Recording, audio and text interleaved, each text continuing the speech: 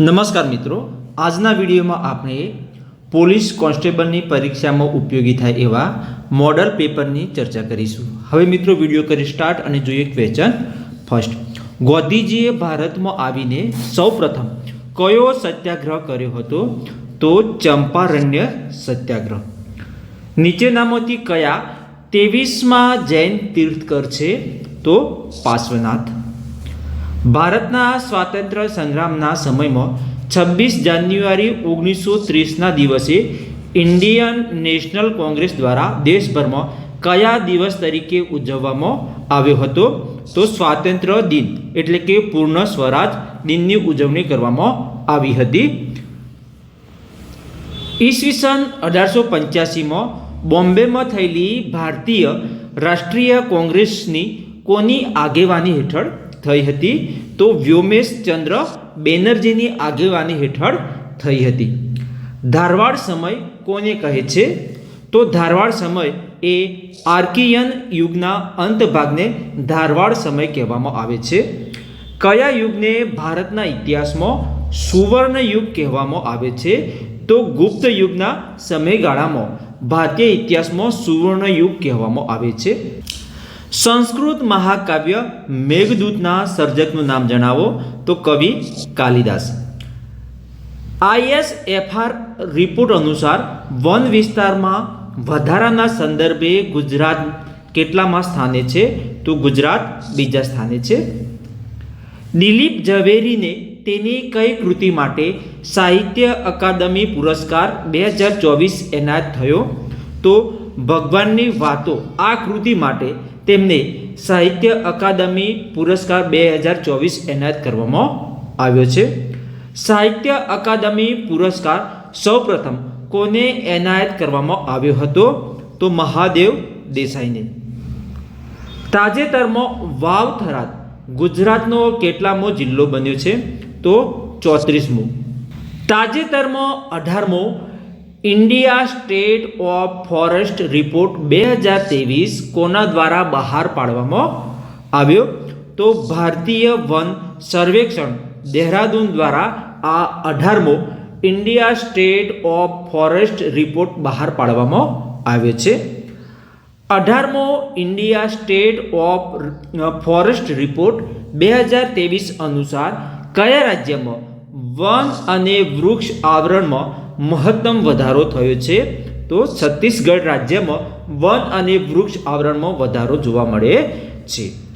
ગરીબો અને શોષિતોને ઝડપી અને સસ્તો ન્યાય પૂરો પાડવા ન્યાયમાં થતો વિલંબ નિવારવા કઈ અદાલતોનું આયોજન કરવામાં આવે છે? તો લોક અદાલતનું આયોજન કરવામાં આવે છે. સંરક્ષણ દળોના સર્વોચ્ચ વડા કોણ હોય છે? તો રાષ્ટ્રપતિ હોય છે. તત્કાલીન કેન્દ્ર સરકારે લોકશાહી માટે કલંક સમાન રાષ્ટ્રીય કટોકટીની ઘોષણા કઈ સાલમાં કરેલી? તો વર્ષ 1975માં રાષ્ટ્રીય કટોકટીની ઘોષણા કરવામાં આવી હતી. રાષ્ટ્રીય ગીત જન ગણ મનના કવિ કોણ છે? તો રવિન્દ્રનાથ ટાગોર. ભારત દેશના સંસદ સભ્યોને બંધારણના કયા અનુચ્છેદ મુજબ વિશેષ અધિકારો પ્રાપ્ત થયેલા છે? તો અનુચ્છેદ 105 મુજબ આ સાંસદ સભ્યોને વિશેષ અધિકારો પ્રાપ્ત થયેલા છે. ધારાસભા અને કારોબારી સિવાય કેન્દ્ર સરકારનું ત્રીજું અંગ કયું છે? તો ન્યાયતંત્ર. ભારતીય બંધારણની જોગવાઈ અનુસાર કેટલી ઉંમરથી ઓછી ઉંમરના કોઈ પણ બાળકને કોઈ કારખાના કે જોખમ ભરેલા કામે રાખી શકાય નહીં? તો 14 વર્ષથી ઓછી ઉંમરના બાળકને જોખમ ભરેલા કામ કે કારખાનામાં રાખી શકાય નહીં. સરકારી ખાતાઓમાં નિષ્પક્ષ ઓડિટ કરતી સંસ્થા CAGનું આખું નામ શું છે? તો કોમ્પ્ટ્રોલર એન્ડ ઓડિટર જનરલ એ CAGનું ફૂલ ફોર્મ છે. બંધારણની કઈ અનુસૂચિ ઘણા રાજ્યોમાં અનુસૂચિત વિસ્તારોના વહીવટ અને નિયમન માટેની ખાસ જોગવાઈઓને લગતી છે? તો બંધારણની 5મી અનુસૂચિ એ અનુસૂચિત વિસ્તારોમાં વહીવટ અને નિયમ માટેની ખાસ જોગવાઈઓ કરવામાં આવેલી છે. કાયદાની નજરમાં સૌ સરખા એવું ભારતીય બંધારણના કયા અનુચ્છેદમાં જણાવેલું છે?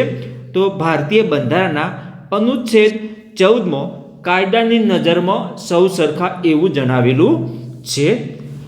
ભારતના બંધારણ દ્વારા સ્વીકૃત સત્યમેવ જયતે રાષ્ટ્રીય સૂત્ર નીચેના પૈકી કયા પ્રાચીન ગ્રંથમાંથી લેવામાં આવ્યું છે?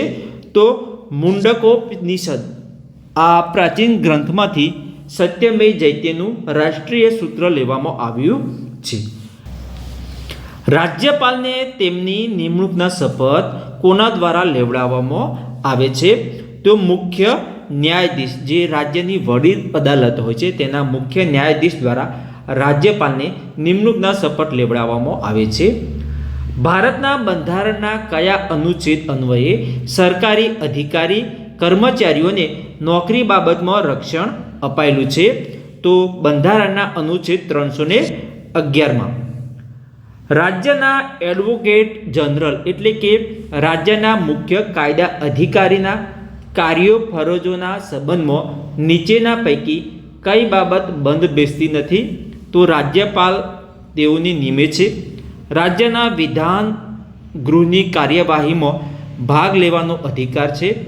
રાજ્યને કાયદાકીય બાબતોમાં સલાહ આપે છે. ગૃહમાં તેઓ મત આપી શકે છે. તો ગૃહમાં તેઓ મત આપી શકે છે.